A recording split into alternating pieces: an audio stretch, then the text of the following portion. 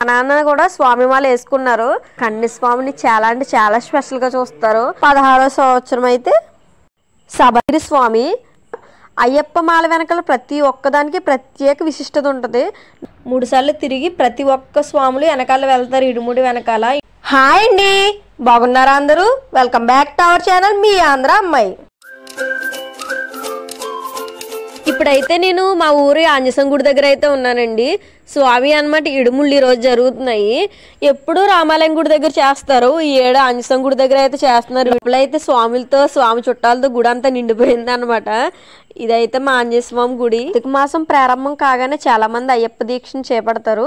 41 రోజుల పాటు కఠినమైన నియమాలు అనుసరిస్తూ దీక్ష చేసిన తర్వాత అనంతరం శబరిమలకు వెళ్ళి అయ్యప్ప దర్శనం చేసుకుని మాల అయితే విరమిస్తున్నారు. 1 రోజుల తర్వాత స్వామి దగ్గరికి వెళ్ళడానికి అయితే విడుముడి కట్టుకుంటారు. ఆ విడుముడి తోని స్వామివారి కొండెక్కి స్వామివారికి అయితే విడుముడి సమర్పిస్తారు.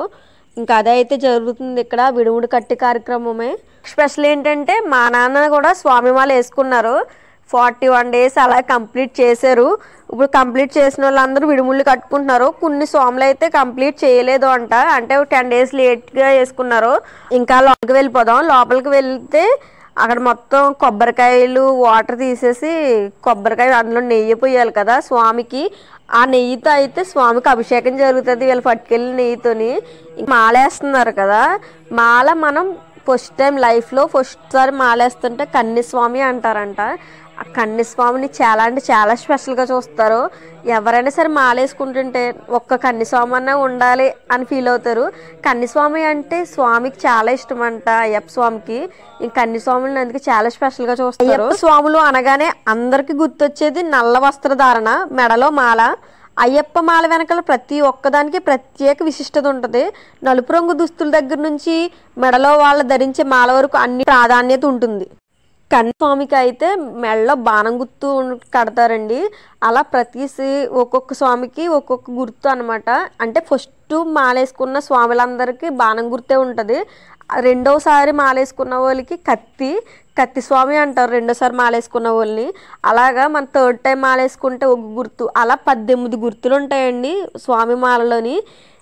మా నాన్న అయితే రెండోసారి వేసుకోవడం అండి. నాన్న మెడలో అయితే కత్తి ఉంటుంది, కత్తి స్వామి అంటారు నాన్నని. ఇప్పుడు ఫస్ట్ కన్నిస్వామికి విరుముడు కడతారండి, తర్వాత సెకండ్ కత్తి స్వామికి, అలా ఉంటాయన్నమాట. 3వసారి మాలేసుకుంటే గంట స్వామి అంటారండి. 4వసారి వేసుకున్న వాళ్ళు గదస్వామి, 5వసారి వేసుకున్న వాళ్ళనేమో విల్లు స్వామి, 6వసారి వేసుకున్న వాళ్ళనేమో జ్యోతి స్వామి, 7వ సంవత్సరం వేసుకున్న వాళ్ళనేమో సూర్యస్వామి అంటారండి. 8వ సంవత్సరం వేసుకున్న వాళ్ళని చంద్రస్వామి, 9వ సంవత్సరం వేసుకున్న వాళ్ళని వేణుస్వామి, 10వ సంవత్సరం వేసుకున్న వాళ్ళేమో విష్ణు చక్రస్వామి, 11వ సంవత్సరం అయితే శంకోదార స్వామి, 12వ సంవత్సరం అయితే నాగభరణ స్వామి, 13వ సంవత్సరం అయితే శ్రీహరి స్వామి, 14వ సంవత్సరం అయితే పద్మస్వామి, 15వ సంవత్సరం అయితే త్రిశూల స్వామి, 16వ సంవత్సరం అయితే శబరి స్వామి, 17వ సంవత్సరం అయితే ఓంకార స్వామి, 18వ సంవత్సరం అయితే నారికేల స్వామి. అలా 18 గుర్తులు ఉంటాయండి. ఆ గుర్తులు బట్టే ఇరుముడి కడతారండి. ఫస్ట్ కన్యస్వామి, తర్వాత అయితే కత్తి స్వామి, తర్వాత గంట స్వామి. అలా మొత్తం గుర్తులు బట్టే ఇరుముళ్ళు ఉంటాయి. లాస్ట్ వీళ్ళందరికీ సీనియర్ ఉంటారు కదా, వాళ్ళకైతే లాస్ట్ ఇరుముడి కడతారండి. ఇప్పుడైతే వచ్చిన వాళ్ళందరూ వచ్చిన ప్రతి ఒక్కరు వాళ్ళ ఇంటి నుంచి బియ్యం చిల్లర డబ్బులు అయితే తెచ్చుకుంటారండి. స్వామి విడుముళ్ళు అయితే ప్రతి ఒక్కరు కంపల్సరీ వేస్తారు. వాళ్ళ ఇంటి నుంచి వచ్చిన బియ్యం స్వామివారి దాకా వెళ్ళాలి అని. ఇరుముడి అక్కడ సమర్పించిన తర్వాత కొన్ని బియ్యం అయితే ఇంటికి కూడా తీసుకొస్తారంటండి స్వాములు. అవి ఏదన్నా ఇంటికి వచ్చాక స్వీట్ చేసుకుని కానీ లేదంటే రైస్ వండుకుని కానీ తింటారంట. పిల్లలు లేని వాళ్ళు కానీ ఇంట్లో వాళ్ళు కానీ అలా తింటే మంచి జరుగుతుందని నమ్మకం అండి. ఇప్పుడైతే విడుముడి కట్టిన తర్వాత గుడి చుట్టూ అయితే 3 సార్లు తిరుగుతారు. 3 సార్లు తిరిగి ప్రతి ఒక్క స్వాములు వెనకాల వెళ్తారు ఇడుముడి వెనకాల. ఇంట్లో వాళ్ళ చుట్టాలు కూడా రిలేటివ్స్ ఉంటారు కదా, వాళ్ళు కూడా స్వామి చుట్టూరు తిరుగుతారు. తర్వాత స్వామి దగ్గర ఇడుముడి నెత్తి మీద ఉండగానే అందరూ వెళ్ళి కాళ్ళకైతే నమస్కారం చేసుకుంటారు. అక్కడ ఇడుముడి కట్టిన ప్రతి స్వామి దగ్గరికి వెళ్ళి కాళ్ళకైతే నమస్కారం చేసుకుంటారు. 41 రోజులు మాల వేసుకున్న తర్వాత అంటండి, ఆ మాల తీసినప్పుడైతే చాలామందికి అయ్యో ఏదో తన నుంచి లాగేసుకున్న ఫీలింగ్ అయితే ఉంటుందంట.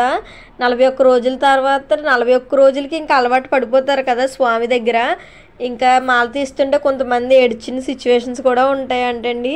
చాలా అంటే చాలా బాధపడతారంట. మాల తీసినప్పుడు వేసుకున్నప్పుడు ఎంత ఆనందపడతారో తీసినప్పుడు కూడా దానికి డబల్ బాధపడతారంట. స్వామిని తనలోంచి ఎవరో లాగేసుకున్నట్టు ఫీల్ అవుతారంట.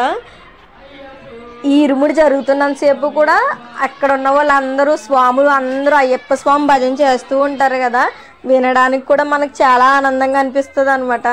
అయ్యప్ప స్వామి భజన వింటూ ఇంకా అయ్యప్ప స్వామి నామస్మరణ చేస్తూనే ఉంటారు. మా ఊరు స్వామిలది అయితే ఈరోజు ఇరుముడి జరుగుతుంది కదండి, రేపైతే ప్రయాణం అంట. ఇంకా ఇరుముడి అయితే ఈరోజు కట్టేసుకున్నారు. ఇంటికి వచ్చి ఓన్లీ కొబ్బరికాయ కొట్టేసుకుని ఇంకా గుడి దగ్గరే ఉంటారు, ఇంటికైతే రారు. రేపు ప్రయాణం జరుగుతుంది.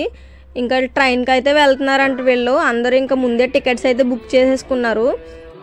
ఇంతకు ముందు మా నాన్న వాళ్ళు వెళ్ళినప్పుడు అయితే బస్సుకి వెళ్ళారండి. ఇంకా యాత్రలన్నీ తిరిగి వచ్చారు కదా, ఇప్పుడైతే ట్రైన్కి వెళ్తున్నారు అనమాట. శబరిమల వెళ్ళి అక్కడి నుంచి పెద్ద తిరుపతి, తర్వాత విజయవాడ వచ్చి ఇంటికి వచ్చి ఇలాగా. ఈరోజు ఇడుముళ్ళు కార్యక్రమం అయితే చాలా బాగా జరిగిందండి. ఇంకెలా అయితే ఇడుముళ్ళు గడిచాయి. మీకు కానీ వీడియో నచ్చితే లైక్ చేయండి, షేర్ చేయండి, సబ్స్క్రైబ్ చేయండి. వీడియో ఎలా ఉంది కింద కామెంట్ చేయడం మర్చిపోకండి.